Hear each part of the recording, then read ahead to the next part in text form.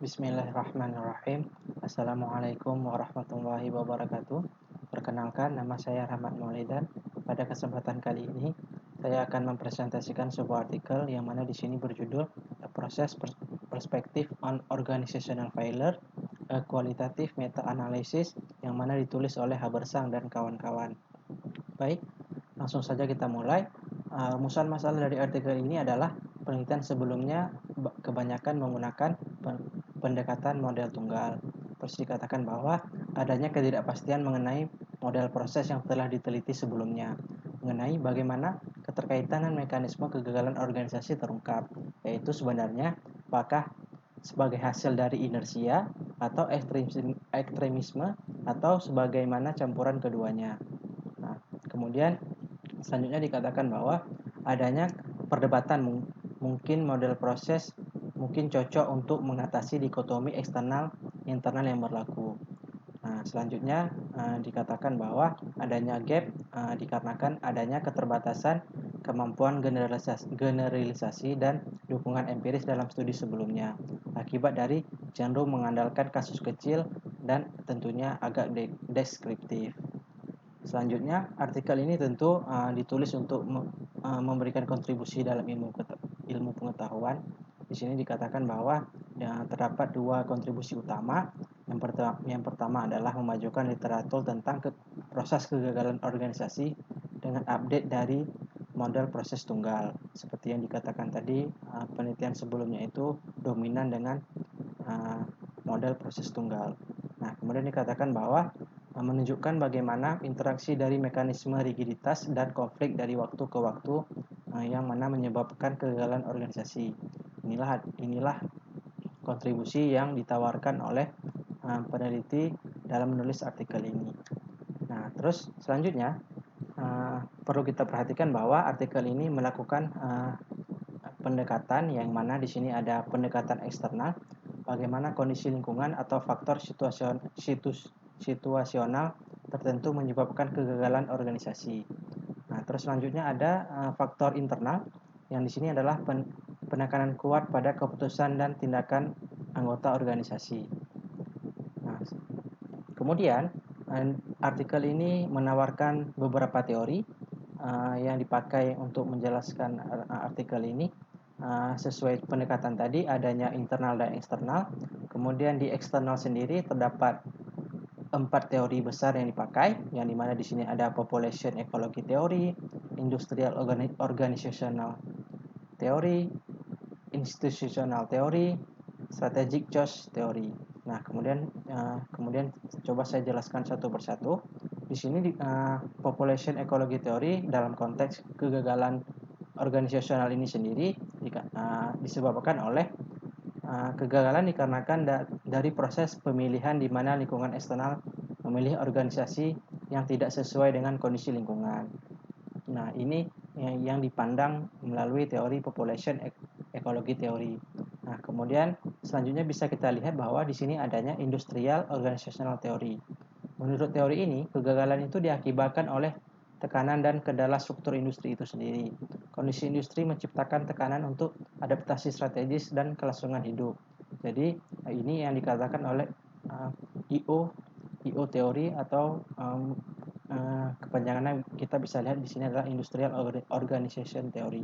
Nah, kemudian ada teori institutional theory yang dari teori ini mencoba dijelaskan bahwa kenapa terjadi kegagalan organisasi. Di sini bisa kita lihat dikarenakan pelanggaran pedoman otoritas yang telah ditetapkan untuk perilaku sosial, yaitu seperti adanya pelanggaran aturan, norma, dan rutinitas, serta diakibatkan oleh hilangnya legitimasi. Nah, selanjutnya juga kita bisa lihat adanya strategic choice theory. Nah, menurut teori ini dikatakan bahwa kenapa terjadi kegagalan organisasi diakibatkan oleh tindakan strategis yang diambil oleh manajemen puncak yang menyebabkan ketidaksesuaian dengan tuntutan lingkungan. Nah, kemudian kita bisa lihat juga bahwa selain eksternal adanya internal. Di internal sendiri di sini terdapat lebih banyak daripada eksternal. Di sini terdapat 5 teori yang dipakai oleh si peneliti.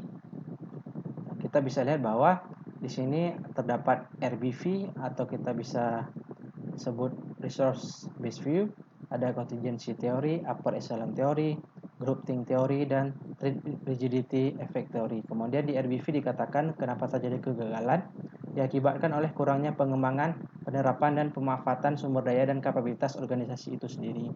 Nah, kemudian di contingency theory yang dikatakan kenapa terjadi kegagalan adanya ketidaksesuaian karakteristik organisasi. Kemudian di upper echelon dikatakan bahwa kesalahan persepsi manajerial atas rangsangan lingkungan. Kemudian di group think theory dikatakan bahwa keinginan kelompok untuk harmoni atau kesesuaian yang mengarah pada hasil pengambilan keputusan yang tidak berfungsi atau tidak rasional. Kemudian yang terakhir oleh rigidity effect theory, oleh kecenderungan dalam merespon ke arah dominan jika terjadi yang mengancam yang mengarah ke reaksi yang tidak efektif terhadap perubahan lingkungan. Baik, selanjutnya di sini kita mencoba masuk kepada desain penelitian. Desain penelitian di sini si peneliti menggunakan di artikel ini meta-analisis kuantitatif. Meta-analisis kuantitatif ini adalah desain untuk mensintesis data primer dari studi kasus. Nah, kemudian dia terdapat tiga cara dilakukan oleh yang dijelaskan di artikel atau di jurnal ilmiah ini atau penelitian ilmiah ini. Kita bisa lihat bahwa yang pertama, studi kasus kuantitatif memberikan deskriptif empiris yang kaya dan konseptual tentang dinamika satu pengaturan di berbagai tingkat analisis. Mengakumulasi pandangan dari studi kasus kualitatif memungkinkan kita untuk berteori kapan dan bagaimana kondisi dan peristiwa tertentu berinteraksi dari waktu ke waktu.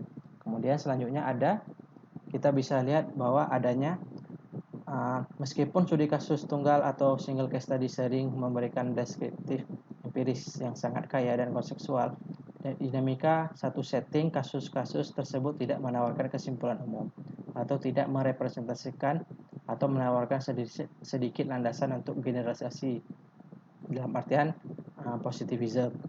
Nah, kemudian kita bisa lihat bahwa yang ketiga adanya meta-analisis untuk potensi untuk menghasilkan teori baru. Dengan meta-analisis kualitatif, peneliti dapat mengidentifikasi hubungan baru dengan teori yang tidak diperhitungkan. Bisa kita bilang tidak diperhitungkan. Nah, kemudian selanjutnya kita ke slide berikutnya. Nah, di sini peneliti tentu dalam meneliti terdapat data. Nah, dari mana sebenarnya data ini diambil oleh si peneliti dalam artikel ini?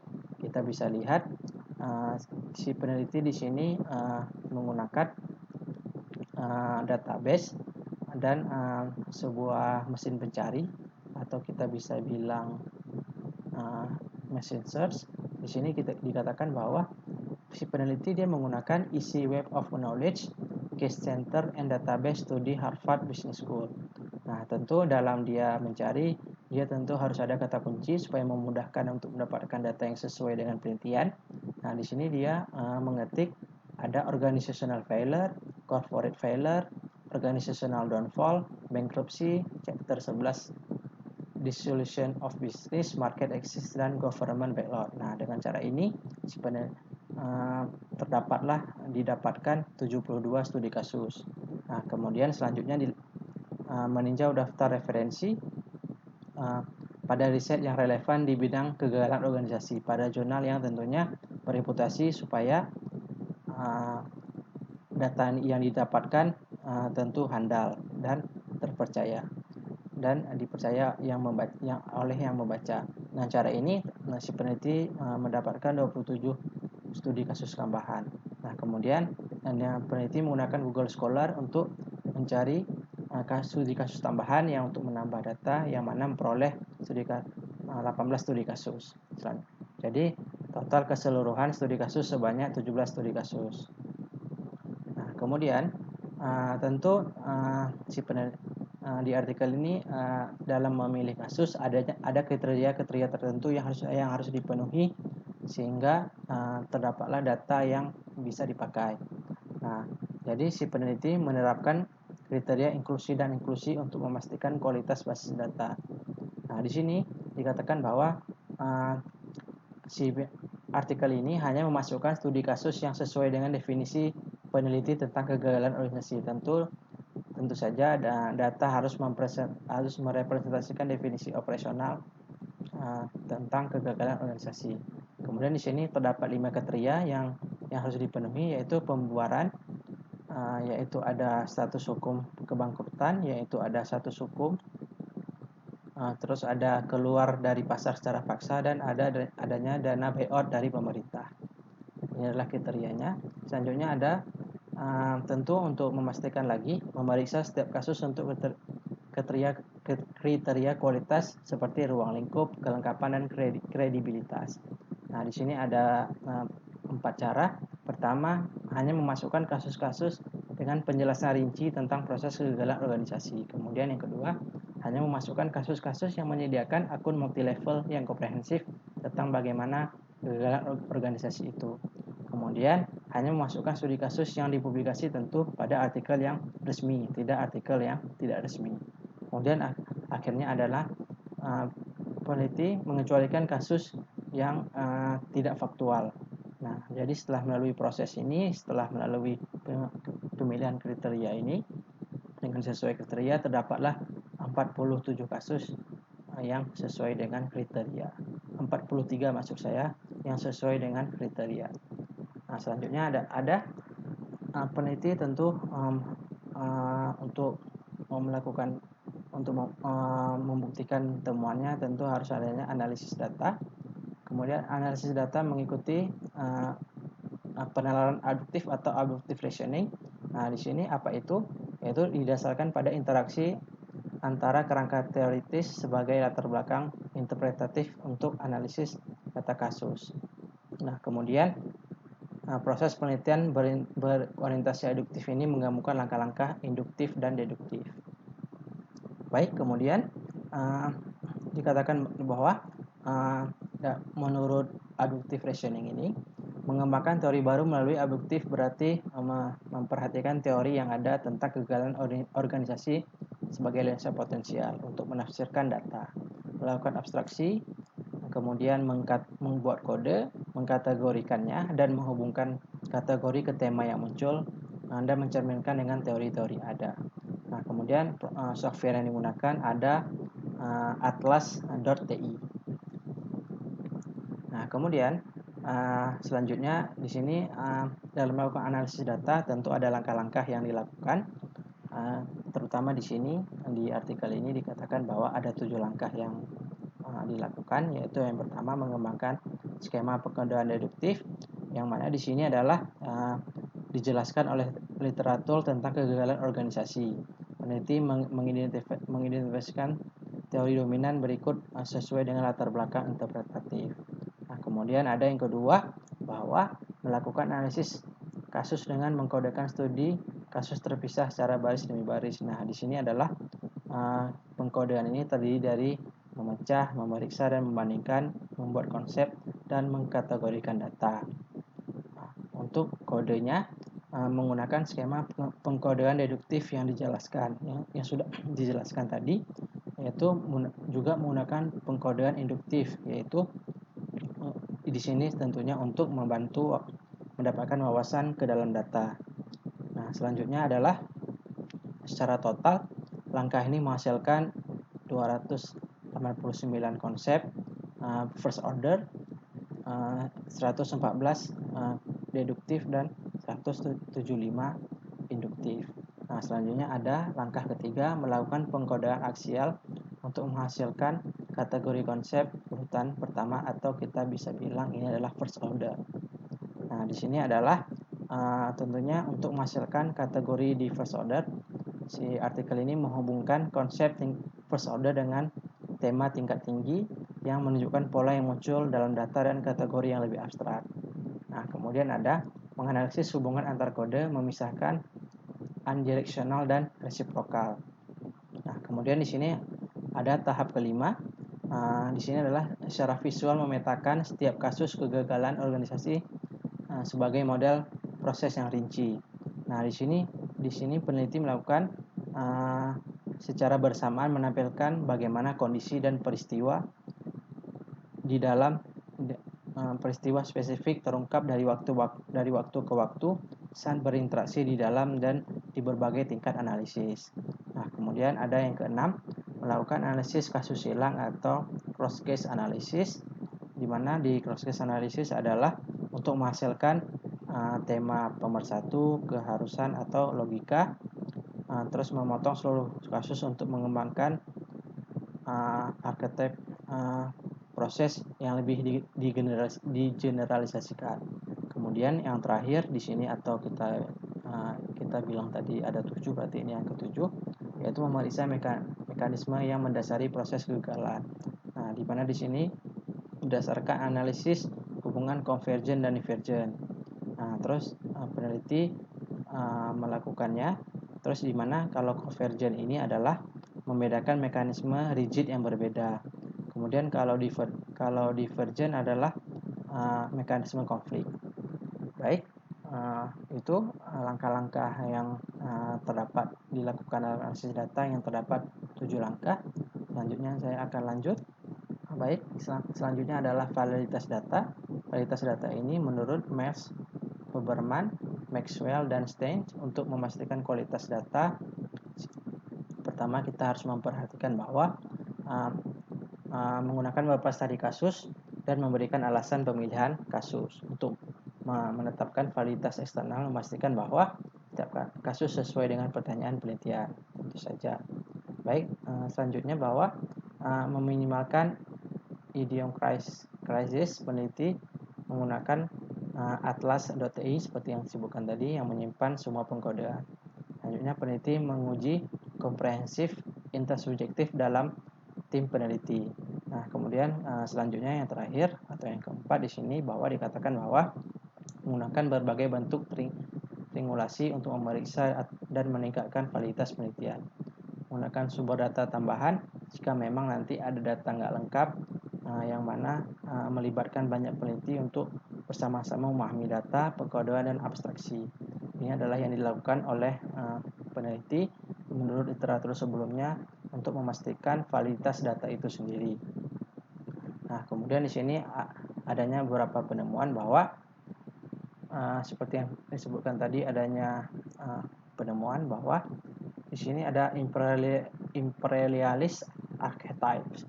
Nah, apa sih sebenarnya ini? Dikatakan bahwa bagaimana pemimpin autokratis mendorong kepatuhan organisasi melalui kombinasi perwalian atau guardianship, kurangnya kontrol yang berimbang dan kesesuaian budaya. Jadi bisa dikatakan bahwa ini adalah di mana pemangku kepentingan yang mendukung agenda strategis perusahaan. Pemangku kepentingan di sini adalah yang eksternal.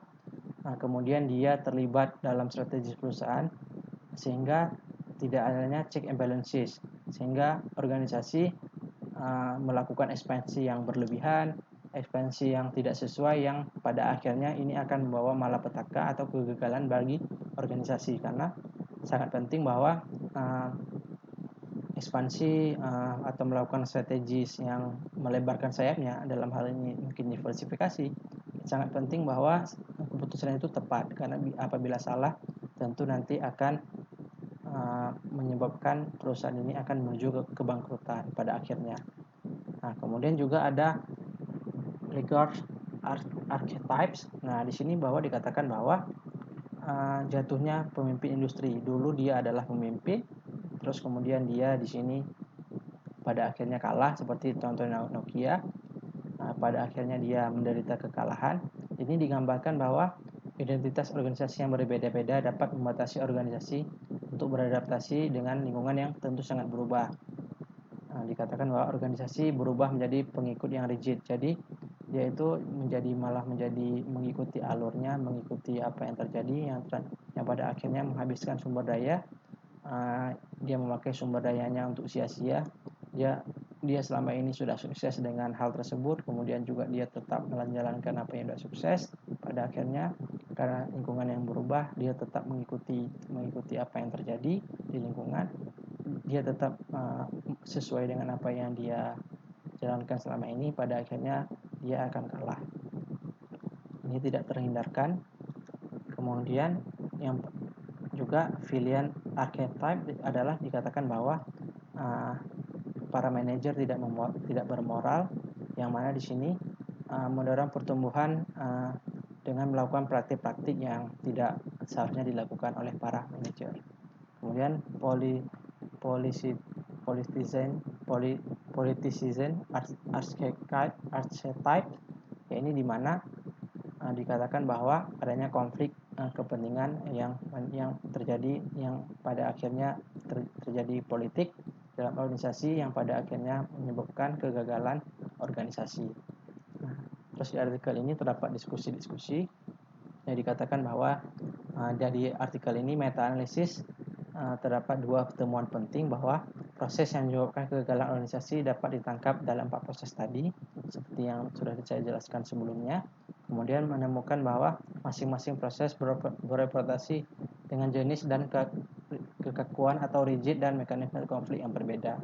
Kemudian riset ini terinspirasi oleh posisi Realis Butch 1996, masih terbuka untuk disempurnakan. Tentu saja terdapat batasan yang masih di luar jangkauan peneliti sebelum peneliti yang dilakukan penelitian ini. Jadi ada hal-hal yang masih tidak terjangkau untuk dilakukan. Nah, tentu terbuka untuk penelitian pendatang. Pertama, dari perspektif teoritis akan berguna untuk mencerminkan archetype baru dengan perdebatan masing-masing dalam literatur studi manajemen. Kemudian adalah tentu saja karena bisa dilakukan dengan sampel yang berbeda untuk memperoleh pandangan yang berbeda mengenai model proses ini. Kemudian bisa digunakan pendekatan yang berguna dan inovatif untuk mensintesis kumpulan data kasus kualitatif ini. Kemudian bisa dikatakan dengan melakukan pendekatan yang berbeda untuk meta-analisis kualitatif, dan cara pendekatannya dapat ditingkatkan untuk memperoleh pengetahuan kumulatif. Nah, kemudian sampai di sini penjelasan saya mengenai artikel ini. Lebih dan kurang saya mohon maaf. Terima kasih. Wabillahi taufiq wal hidayah. Wassalamualaikum warahmatullahi wabarakatuh.